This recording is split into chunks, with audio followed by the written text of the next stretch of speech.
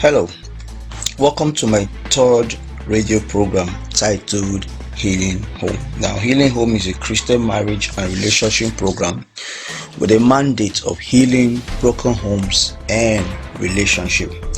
I am of the opinion and I strongly believe that God wants us to have a beautiful and successful marriage and relationship. My name is Pastor Ike. I'm the senior pastor of Rema House. Now, for the past 2 weeks, I'll be dealing on the topic titled Choosing a Right Partner for Marriage. Now, this day, I'm going to pick up a new topic, very sensitive and crucial, important topic that is almost occurring in our day-to-day activity. I'll be treating on a topic which I titled Dealing with Abusive Marriage and Relationship. Dealing with an abusive marriage and relationship. Now, this teaching today, I'll focus more on a man that is abusive, and I'll be talking to you, the man who is abusive, and you, the woman who is the victim of the abusive relationship. And I pray that as you listen, God will give you wisdom on how to handle that issue in your home, in the mighty name of Jesus. Now, in the book of 1 Samuel chapter 25, reading from verse number 3 to the end, you find the story of a woman called Abigail who was married to a man called Nabal. Now, Abigail means my father's joy in the Hebrew, while Nabal means a fool. That means a good girl who had joy from her upbringing, who had joy from her home, was married to a man who was a fool. Sometimes it makes me wonder, how come bad boys always end up dating good girls? And how come good girls always end up dating bad boys? And reverse also sometimes could be the case. You see good boys who date bad girls. I don't know why that happened. The only thing I could say to that is that oftentimes opposite attract. When you have strength in one area, you tend to be attracted to somebody who has weakness on the other area. And reverse also is the case. People who are weak in one area tend to look for somebody who is strong in the area where they are weak. So weak people often look for the strong to complement their weakness. Now, I would advise you, don't look for who will complement you, but rather look for someone you think and you believe you can effectively complement. Alright, now what does it mean to be in an abusive relationship?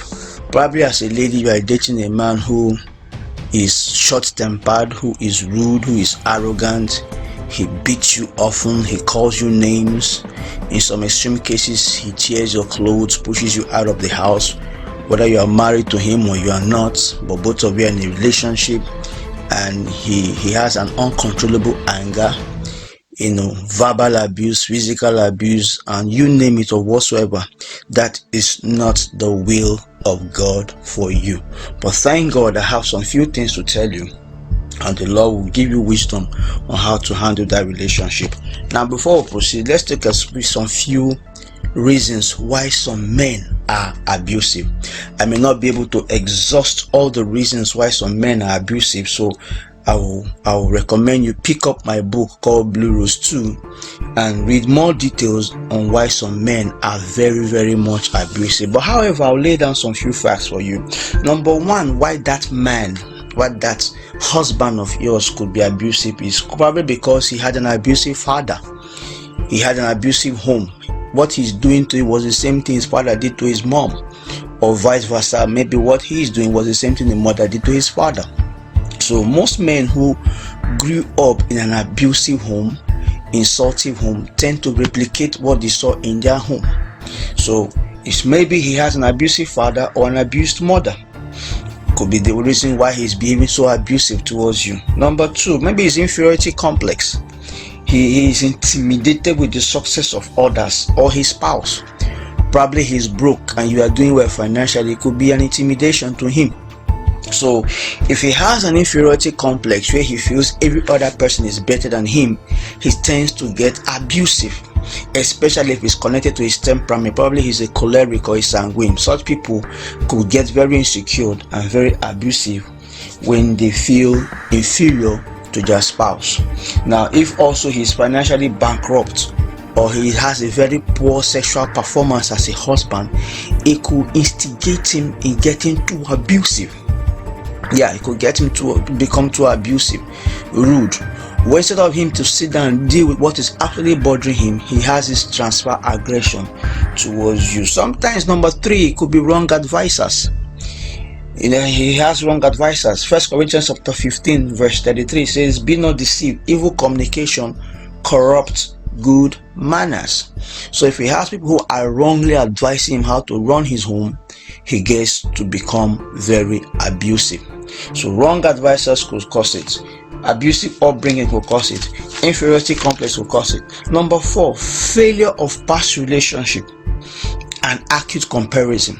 Probably the person he dated, he longed to have married that person, but the relationship failed. So probably by chance, he just like, let me get married to you, not because you are his first choice, nor you are his desire, nor you are his love, but circumstances, eventuality. Probably you got pregnant for him and you both of you entered into that marriage, but deep in his heart, the person he actually wanted to marry is out there. Once in a while he checks up on her, calls her on the phone, and when he looks at you, he now sees you like, what are you doing in my house? How did I get married to you? What is this? So the transfer aggression now comes towards you, not because you are bad, not because you are not meeting up, not because you don't love him, but because there is a comparison of you and his past relationship.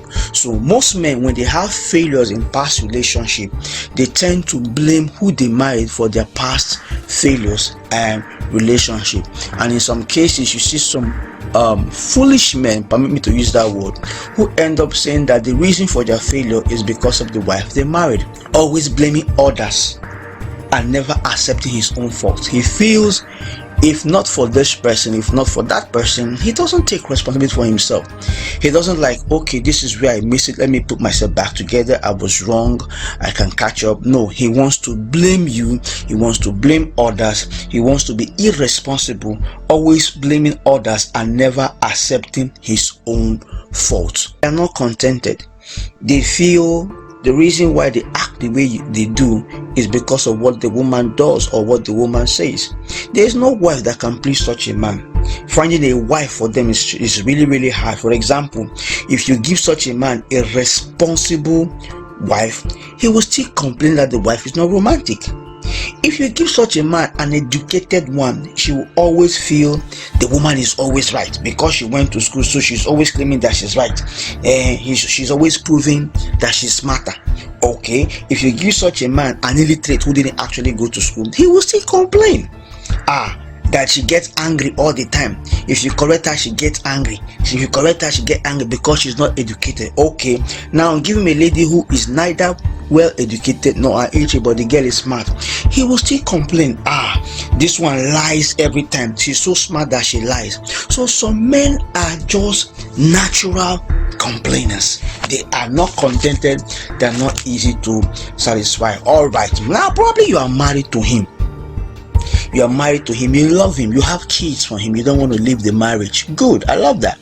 Now, if you are not married to him, my dear, the only thing I could tell you for now is this: count the costs. If you can pay the price, if you cannot, I will ask you to leave the relationship while there's still time.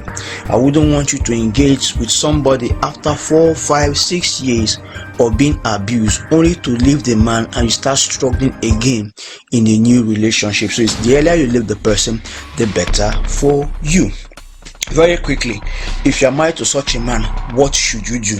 Number one, soft answer. Soft answer. Proverbs chapter 15 verse 1.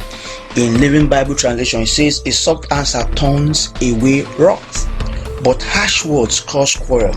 So create an avenue to talk to him. Talk to him softly. Don't retaliate with the harsh word he uses on you.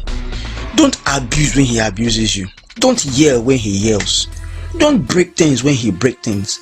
Don't call him names when he calls you names. So try to pedal low. Try to use soft answers. Try to be graceful in your words. Not that you are not angry. Of course you are angry, you are bitter.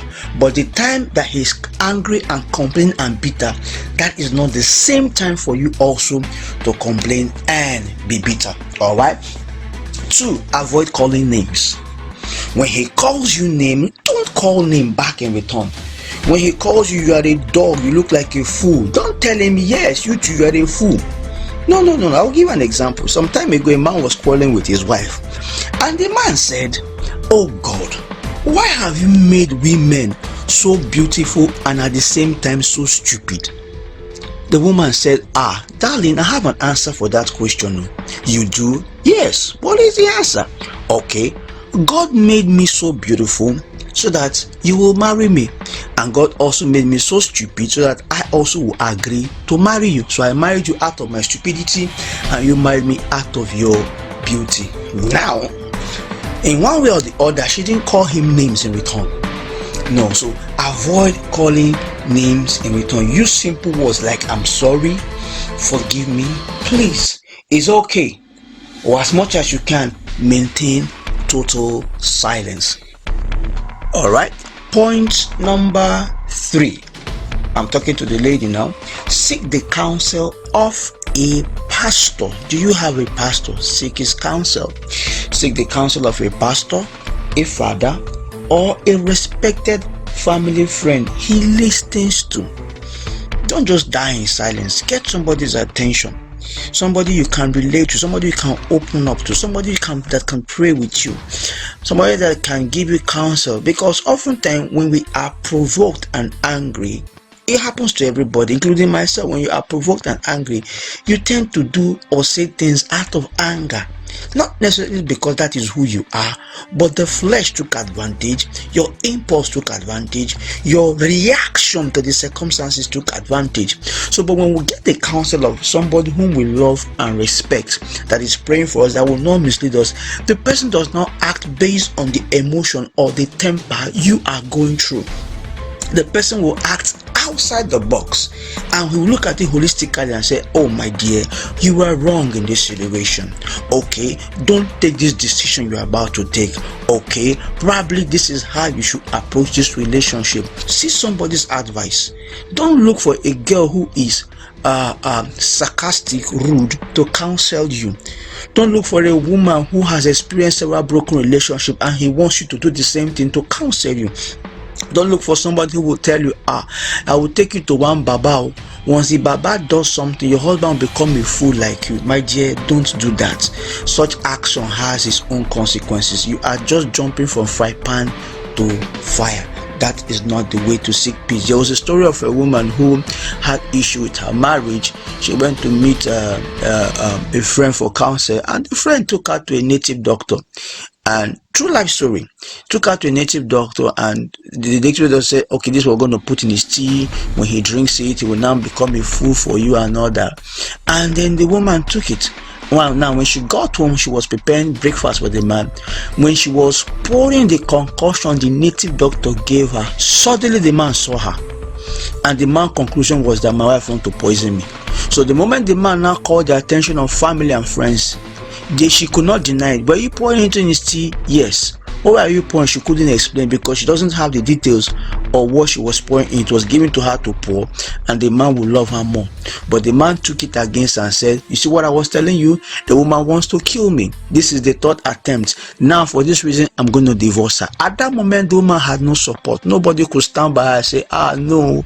Even the friend that took her to the native doctor denied ever counseling her. So sometimes when you go to the wrong person for counsel and for prayers, you find the situation worse off than you ever even started. And today she has left the home, but the woman who took her to the native doctor is still in her own second marriage.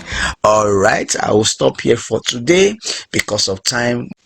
Now, if all I've said today relates to what you are passing through in that relationship, don't die in silence. Plus on 0811 6022 448. I take that again, 0811 6022 448. Or if you want to chat us up for prayers and counseling, or you want to get a copy of this message via WhatsApp, you can reach us on our WhatsApp number, which is 090 152 77021. I take that again, 090 152 77021. This is Rema House Ministry,